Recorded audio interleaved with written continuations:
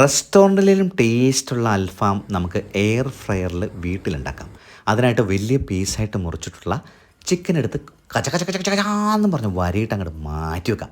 ഇനി ഒരു മിക്സിയുടെ ജാറിലേക്ക് വലിയ കഷ്ണം ഇഞ്ചി, പിന്നെ വെളുത്തുള്ളി, അതിനുശേഷം പച്ചമുളക്, സവാള, തക്കാളി, പിന്നെ പ്രധാന ഇൻഗ്രീഡിയൻ്റ് എന്ന് പറയുമ്പോൾ 1.5 സ്പൂൺ ചാട്ട് മസാല, മഞ്ഞൾപ്പൊടി, പിരിയമുളക് ചതച്ചത്, പിന്നെ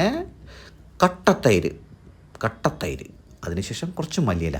ഇനി വെള്ളം ചേർക്കാതെ ട്രെന്ന് പറഞ്ഞ് അരച്ചങ്ങെടുക്കുക. എന്നിട്ടൊന്ന് ടേസ്റ്റ് ചെയ്ത് നോക്കുക. ഉപ്പ് കുറവാണെങ്കിൽ മാത്രം ലേശം ഉപ്പ് ഇറക്കുക, കാരണം ചാറ്റ് മസാലയിൽ ഉപ്പുണ്ട്.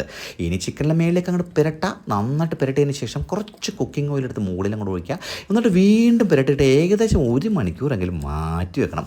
ഇനി എയർ ഫ്രയർ എടുത്തിട്ട് അതൊന്ന് ക്ലീൻ ചെയ്ത് വെക്കുക. ബട്ടർ പേപ്പർ മേളിൽ അങ്ങോട്ട് വെക്കുക. ചിക്കൻ പെറുക്കി അങ്ങോട്ട് വെക്കുക. ഒന്നും നോക്കാമല്ല. ആദ്യം തന്നെ 180 ഡിഗ്രി 15 മിനിറ്റ് കുക്ക് ചെയ്യുക. അതിനുശേഷം തുറക്കുക. കുറച്ച് ബട്ടർ എടുത്തിട്ട് മുകളിൽ അങ്ങോട്ട് തേക്കുക. എന്നിട്ട് നൈസായിട്ട് അങ്ങോട്ട് മറിച്ചൊക്കെ ഇട്ടതിന് ശേഷം വീണ്ടും അടക്കുക.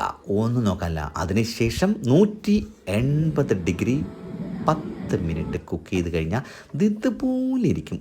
എൻ്റെ മോനെ നല്ല ടേസ്റ്റാണ് കേട്ടോ. റെസ്റ്റോറൻറ്റിലെ ടേസ്റ്റുള്ള അൽഫാം.